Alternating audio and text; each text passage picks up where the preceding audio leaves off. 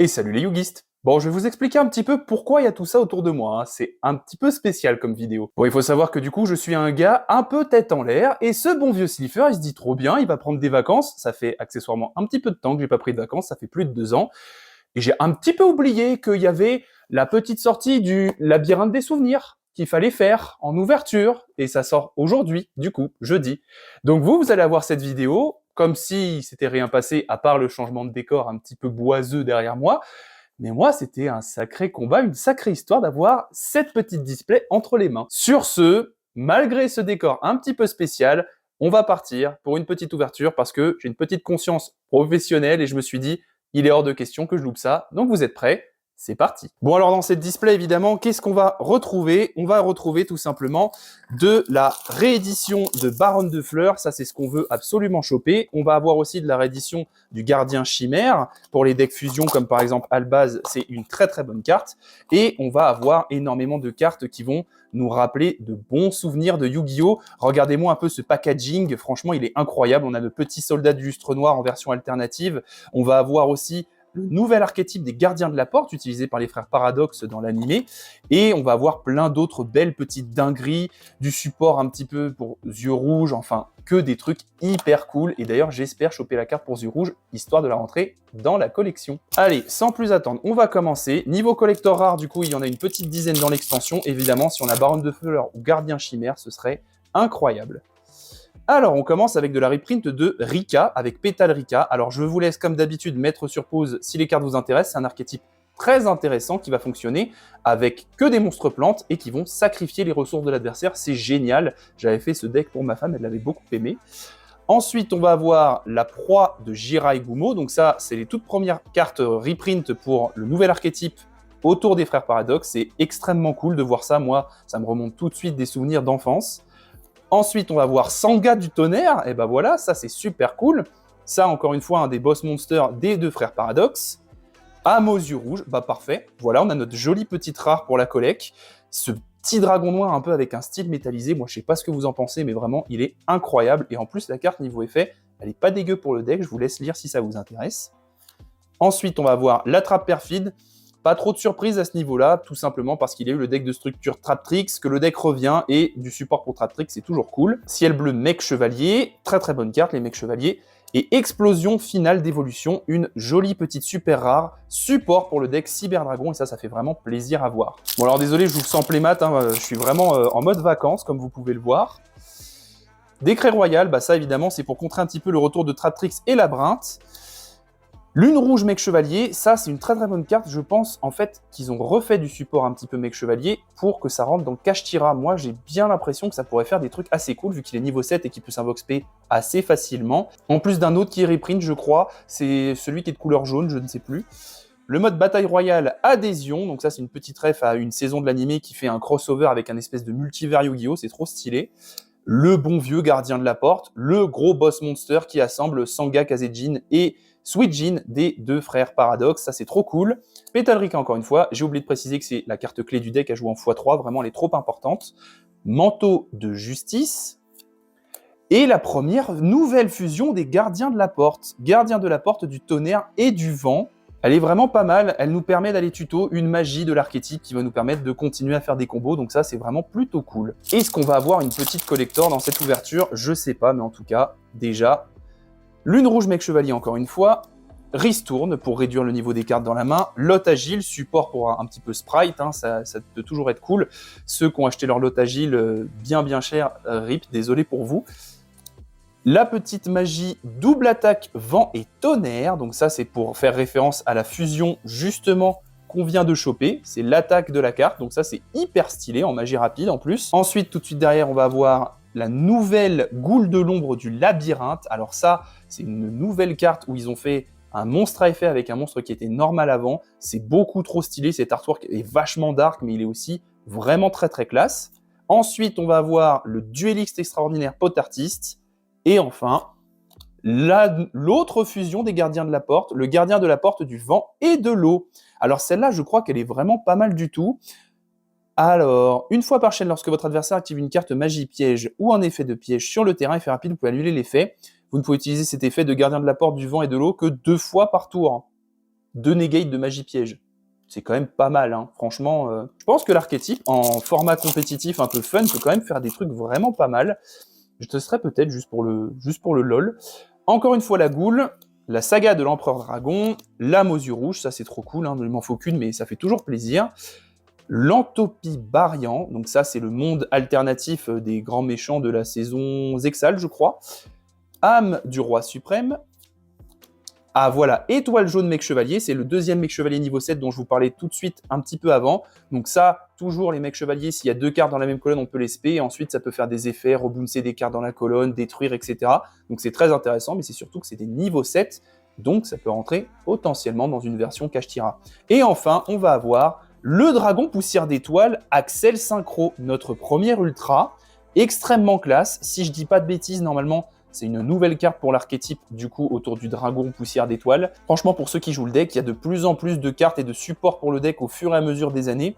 Il peut quand même faire des trucs assez cool, mine de rien. Allez, on enchaîne. Je vous avoue que je vais un petit peu aller vite, parce que normalement, là, je dois partir de l'endroit où je suis en vacances. Âme aux yeux rouges, le Kazejin, un des 3 dieux qui composent le Gardien de la Porte, Ciel Bleu Mec Chevalier, Moudan la Férica, une autre carte très importante de l'archétype, Enterrement d'une autre dimension, Aile Noire, petite reprint sympatoche, après Darkwing Blast, et enfin, le Gardien de la Porte du Tonnerre et du Vent. On l'a déjà eu du coup, ça c'est un doublon, mais normalement je pense qu'ils se jouent tous en x3 dans l'extra. Allez, on enchaîne. Peut-être qu'il y aura une petite collector qui se cache, hein, ce serait vraiment très très cool. Fusion en surcharge, Ristourne, Saga de l'Empereur Dragon, Décret Royal, Pétale Rika, Mur de Fer Impérial. Alors ça, c'est vachement intéressant pour contrer Kashtira, ou même le deck Fu Vagabond Brise, ça nous embête vraiment beaucoup cette carte. Avec Lancea, je pense que c'est des staples très importantes à garder, surtout dans cette nouvelle méta qui arrive où le bannissement va être assez dominant. Et enfin, derrière, on va avoir le Chaton Automate, notre deuxième ultra, déjà. Alors ça, je crois que c'est une très très bonne reprint. Déjà niveau 2, ça peut rentrer dans Sprite. Une fois, tant que cette carte est face recto sur le terrain, vous pouvez cibler un monstre contrôlé par votre adversaire, envoyer la cible à la main. C'est quand même assez gratos, c'est vraiment pas mal, je trouve. C'est un niveau 2, du coup ça peut se jouer aussi dans Sprite, ça peut leur permettre d'avoir de quoi bouncer des ressources en plus de leur negate de Crapotilic. Bon bah, pourquoi pas. Allez, on continue, déjà 2 ultras, il nous en reste plus qu'une, peut-être une collector, on sait jamais. Si on a une 3e ultra, on n'aura pas de collector malheureusement. Suijin, Étoile Jaune Mec Chevalier, double attaque Vent et Tonnerre, place à la résistance, Ancien Dragon Féerique, une bonne reprint du coup qui a été errata, sinon la carte était un peu trop fumée. Ensuite on va voir Ange aux larmes bleues, ça c'est du support pour Fastar normalement. Et le petit Jugement Solennel en super, alors ça c'est génial, ça me fait remonter de très bons souvenirs. La dernière fois que j'en ai ouvert un en super, c'était dans les Secret Slayer où il y a eu Rika et Eldlich qui sont sortis. Ça fait d'ailleurs très très drôle de voir du Rika dans la même boîte qu'un Jugement Solennel. Ça évidemment, gardez-en autant que possible. C'est une très très bonne super rare, ça se cale partout, ça annule quasiment n'importe quoi. C'est très très cool, moi j'en garde autant que possible. Allez, on continue. Désolé si je dois aller un petit peu vite, mais je vous avoue que c'est quand même déjà un plaisir de pouvoir faire une ouverture en vacances. Mode bataille royale, adhésion. Ensuite, forger un nouvel avenir. Fusion en surcharge. Saga de l'Empereur Dragon. Le mur du labyrinthe. Ah, ça, c'est vraiment beau. Ça fait remonter de la nostalgie. Le petit épisode en tag duel avec les frères Paradox et Joe et Yugi, ça, c'est incroyable. Ensuite, on va voir à nouveau de l'aile noire, Elfine, le corbeau funeste, et enfin, le char lourd du labyrinthe. Encore une fois, une carte qui gagne un nouvel effet, contrairement à son ancienne version. Je vous mettrai des petites captures d'écran à chaque fois quand je vous parlerai des anciennes et nouvelles versions. Mais ça, encore une fois, c'est très très cool. L'effet est pas foufou, je crois, donc il va pas être extrêmement joué dans l'archétype. Juste foin pour la bonne nostalgie, franchement, ça fait toujours plaisir. Allez, on enchaîne. En plus, je prends des boosters à droite, à gauche à chaque fois. Je fais pas qu'une seule pile. Sangha du Tonnerre, Mur de Fer Impérial, Lune Rouge Mec Chevalier. Je pense que je vais me garder un playset de chaque entre Lune Rouge et le Ciel Jaune. Comme ça va peut-être me permettre de faire des trucs dans Kashtira, j'essaierai. Kazejin, Ancien Dragon Féerique. Oula. Je vais pas prononcer le nom. Je suis désolé, mais alors là, je risque de le massacrer. Une magie d'équipement, voilà. Et enfin, on va avoir la dernière fusion, le Gardien de la Porte, de l'eau et du tonnerre. Donc voilà, ça y est, on a nos 3 fusions différentes de l'archétype. Je pense très sincèrement que ça va jouer en playset à chaque fois. Elle, si ma mémoire est bonne, elle a un effet vraiment très intéressant. Vous pouvez cibler un monstre face recto contre les portes adversaires jusqu'à la fin de ce tour, changer son attaque à 0. C'est toujours intéressant, en plus en effet rapide, ça fait la même chose que Quaretis dans le deck Albaz. Ça passe à 0. Bon là, du coup, ce n'est qu'un seul monstre, Quaretis, c'est tout le board à part lui. Mais bon, écoutez, c'est déjà quand même pas trop mal si on peut faire ça en battle. Le mec va se suicider sur nos gardiens de la porte, c'est plutôt sympa. Franchement, une petite baronne ou un petit gardien chimère, ça ferait bien plaisir de les garder de côté, là, encore une fois. La proie de Jiraiya, ange aux larmes bleues, ancien dragon féerique, énorme trappe profonde des ténèbres, encore une nouvelle trappe, reprint justement pour le deck Traptrix qui vient de revenir, le bon vieux mur du labyrinthe, Antopie Barian et Coelacanthe, le roi des mers millénaires. Alors ça, c'est pareil, c'est une très bonne reprint d'une vieille carte qui valait une quinzaine d'euros pour les decks poissons, un petit deck Mako Tsunami ou des petits decks Marine 16, tout ça, ça fait toujours plaisir à avoir. Allez, on a fait la moitié de la display déjà, on va accélérer encore un tout petit peu. Et le noir, elfin, le corbeau funeste, ce sinistre petit vaurien, c'est un nom de carte assez marrant, dueliste extraordinaire, potartiste, la magie d'équipement imprononçable, manteau de justice, aile noire, caloute, l'ombre de la lune, réseau habillé. Alors ça, j'ai vu quelques decklists de Kashtira la jouer, tout simplement parce qu'on peut activer un des effets suivants, cibler un monstre face recto qu'on contrôle, invoquer spécialement un monstre de même niveau depuis notre main ou cimetière en position de défense, mais annuler ses effets. Vous ne pouvez pas invoquer spécialement de monstre X6 exclu depuis l'extra deck. Le tour où vous activez cet effet, de toute façon dans Kashtira, on se lock de base en X6, donc c'est plutôt pas mal, on va target un Fenrir, on va pouvoir respect une licorne ou un truc comme ça. C'est pas mal, si on a détaché un matos, fait un effet, je sais pas, par exemple de Diablosis, ça peut être vraiment cool. Et sinon, on peut cibler un monstre X6 qu'on contrôle, ajouter une carte qui lui est attachée à la main. Allez, on continue notre petite ouverture, et on va commencer avec la forme du chaos. Bonne reprint, ça, pour les decks rituels autour du magicien sombre ou du dragon blanc aux yeux bleus. Enterrement d'une autre dimension, le gardien de la porte, lune rouge, mec chevalier, proie de Jiraiya, la bonne vieille lotte agile et la Duel Academy. Alors ça, c'est vraiment hyper cool. Ça fait trop plaisir d'avoir une carte comme ça qui nous montre l'endroit où se passe tout Yu-Gi-Oh! GX. Moi, ça me donne encore un bon gros shot de nostalgie. Après tout, c'est le but de la boîte, hein, le labyrinthe des souvenirs. Normalement, malheureusement, on n'aura pas de collector vu qu'on a eu cette troisième ultra. Mais écoutez, moi je suis quand même vachement content d'avoir cette ultra là. En termes d'effets, je vous laisse mettre sur pause parce que ça dépend des types de monstres que vous contrôlez et c'est un petit peu n'importe quoi. Il y a de tout, c'est à boire et à manger sur cette carte. Mais elle est trop stylée et ça va rentrer dans la collection juste grâce à l'artwork parce que vraiment il est incroyable. On va rusher les boosters qui nous restent parce que d'après moi, il va pas rester grand chose dedans.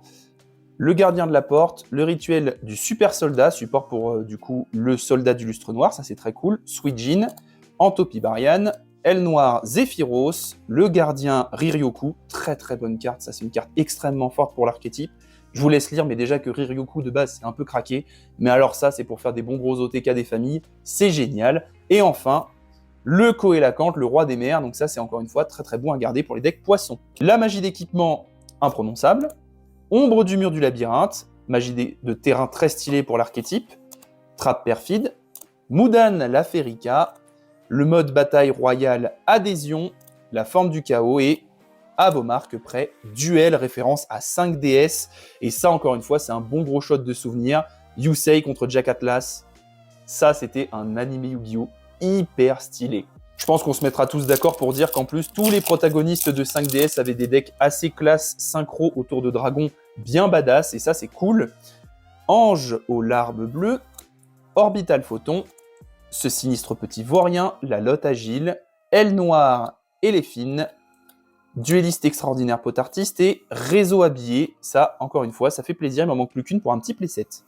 Gardien Riryoku, Mudan la Ferica, ombre du mur du labyrinthe, enterrement d'une autre dimension, manteau de justice, Gouldon du labyrinthe et le gardien de la porte du vent et de l'eau. Et il y a moyen que je me fasse un petit deck avec la display, là, j'aurai largement assez de cartes.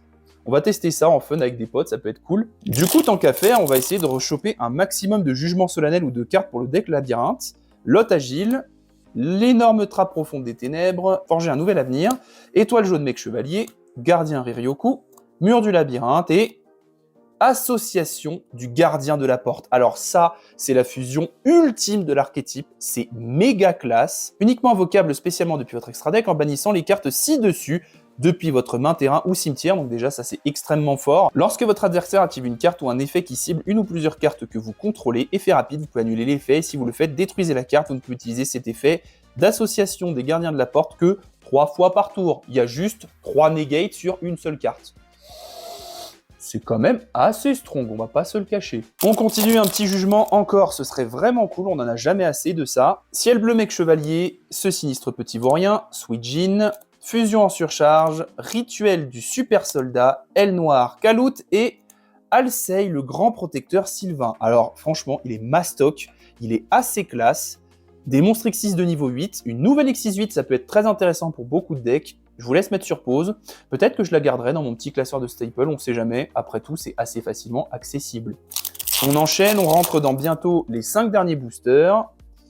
Orbital Photon, place à la résistance, ombre du mur du labyrinthe, aile noire Zephyros, la double attaque vent et tonnerre, Ristourne et explosion finale d'évolution, la nouvelle magie pour Cyberdragon. 5 derniers boosters. On espère, on ne sait jamais, peut-être qu'une collector rare, ça peut arriver, ça peut être une boîte buggée, ou un jugement. Moi, je serais quand même content de trouver encore un jugement. Place à la résistance, Goule d'ombre du labyrinthe, rituel du super soldat, âme aux yeux rouges, Kazejin, âme du roi suprême et livre de magie du destin. Très bonne reprint, ça, en magie rapide. On continue. Encore une fois, désolé pour le cadre, un escalier en bois, c'est pas non plus le truc le plus ouf qu'il puisse avoir derrière moi. Moudan la Férica, enterrement d'une autre dimension, Sangha du tonnerre, fusion en surcharge, Ristourne, forger un nouvel avenir et le gardien de la porte du tonnerre et du vent. Allez, troisième booster avant la fin. Décret royal, Pétale Rica, aile noire Zephyros, Sweet Jean, étoile jaune maître chevalier, orbital photon et le numéro 39, l'ascension de l'utopie. Ça, si je dis pas de bêtises, c'est une reprint. Elle existe en collector rare, accessoirement. 2 derniers boosters. On sait jamais. Un jugement, ce serait vraiment le meilleur truc qui puisse m'arriver à la fin de cette ouverture. Bon, hormis la collector, mais ça, je serais vraiment content de le voir. Il est très short print. Place à la résistance. Ancien dragon féerique. Kazejin. Hop là, on a spoil. Mode bataille royale adhésion. Forger un nouvel avenir et âme du roi suprême, je me suis fait un peu avoir encore une fois, et la méga fusion association du gardien de la porte. Ça, c'est cool. Dernier booster, dernier shot de souvenir, dernier espoir pour avoir un jugement ou une collector, on ne sait jamais, sur un malentendu. Sur le dernier booster, ce serait vraiment incroyable. Saga de l'Empereur Dragon, Mur du Labyrinthe, Ristourne, Gardien de la Porte. On a vraiment le dernier bon gros shot de nostalgie au dernier booster. Rituel du super soldat, double attaque vent et tonnerre, et enfin, le livre de magie du destin. C'est super cool de la part de Konami d'avoir fait une boîte comme ça. Moi, je me suis régalé à avoir du support gardien de la porte en 2023. Oui, le deck est peut-être nul, mais ça fait trop plaisir de voir ça, surtout quand on se rappelle, tout petit, assis devant la télé, à quel point on était ébahi devant le duel de Joe et Yugi contre les frères Paradox. Bon, en tout cas, si cette vidéo vous a plu, malgré le décor pas foufou derrière moi dans un chalet, eh bien, n'hésitez pas à lâcher votre meilleur like en dessous de la vidéo, à vous abonner à la chaîne, à activer la cloche des notifications, à me suivre sur mes réseaux sociaux que je fais popper par-ci par-là. Ils sont aussi dans la description. Sur ce, je vous dis à bientôt dans une prochaine vidéo. C'était Slifer.